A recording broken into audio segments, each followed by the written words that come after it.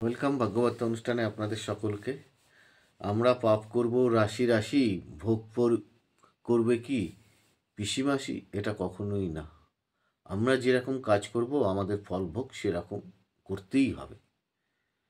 কিছু কিছু কর্মফল আমাদের এখানে ভোগ করতে হয়, কিছু কিছু কর্মফল পরজন্মে ভোগ করতে হয়। তো আজকের ভাগ্যবার্তা অনুষ্ঠানে আপনাদের সকলকে স্বাগতম। লবঙ্গ দ্বারা কিছু ক্রিয়া আমি বলবো, যেগুলো করলে যদি আমরা কিছু সময়ের জন্য ভালো থাকতে পারি, তো ক্রিয়াটি করব না কেন?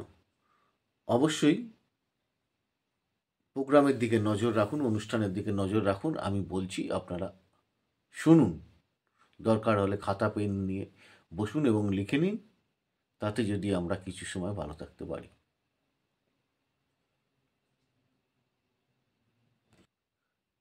আমাদের জীবনে নানান বাধা কাটাতে লবঙ্গর ভূমিকা কিন্তু অনেক। আপনারা বাড়িতে যখন ঈশ্বর, ভগবান, যাই বলেন, গড, আল্লাহ, যখনই তাদেরকে কোনো কিছু নিবেদন করছেন, সেটার তো থেকে যেমন আমাদের অশুভ প্রভাব কাটাতে পারে, তেমনি আমাদের হিন্দু শাস্ত্রের প্রদীপ ক্রিয়ার দ্বারা আমাদের জীবনের কিন্তু অনেক অশুভ প্রভাব কাটতে পারে। যখন আপনারা সর্ষের তেলের প্রদীপটা দিচ্ছেন বা ঘিয়ের প্রদীপটা ঈশ্বরকে দেখাচ্ছেন, আপনারা অবশ্যই তার মধ্যে লবঙ্গ দিন। লবঙ্গ দিলে কি হবে, আমাদের জীবনের বিভিন্ন রকম বাধা কেটে যাওয়ার সম্ভাবনা থেকে যায়। আবার আর্থিক উন্নতি যদি পেতে চান, একটা পুরো মিঠা পাতা পান নেবেন, তার মধ্যে একটা পুরো সুপুরি দেবেন, আর একটা আস্ত এলাচ, সবুজ রঙের যে এলাচটা, আর কি করবেন, তার মধ্যে লবঙ্গ দেবেন। কটা লবঙ্গ দেবেন? দুটো লবঙ্গ দেবেন। দিয়ে সেই পানটাকে লাল সুতোয় মোড়াবেন। মোড়ানোর পর আপনার ঈশ্বর, আপনার ইষ্ট দেবী যে বা দেব যে, তার চরণে রাখুন, বা এখানে শাস্ত্র বলছে গণেশজির চরণে, মানে গণেশের চরণে রাখতে বলছে। তাহলে খানিকটা ইমপ্রুভমেন্ট পেতে পারেন।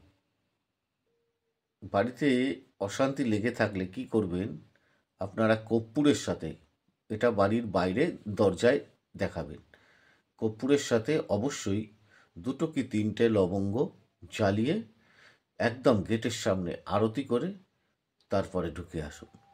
দেখুন কি দাঁড়ায়।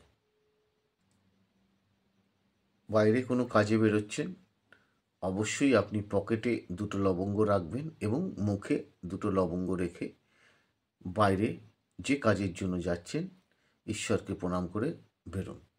দেখুন আপনার কাজটা অবশ্যই সফল হবে। তবে একটা কথা বলে দিয়ে আপনাদের, আপনারা যারা অনুষ্ঠানগুলো দেখছেন বা শুনছেন, সব কিছুই নির্ভর করে কিন্তু আমাদের প্ল্যানেট পজিশনের উপর।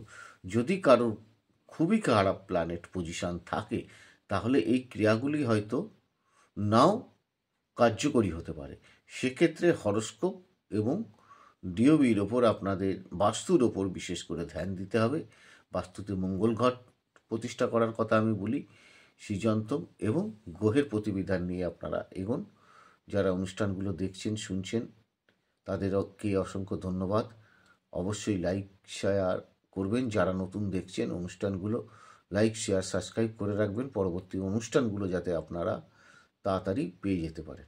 ভালো থাকুন, সুস্থ থাকুন, আপনার পরিবার এবং সকলে ভালো থাকুক, ঈশ্বরের কাছে এই কামনা করি।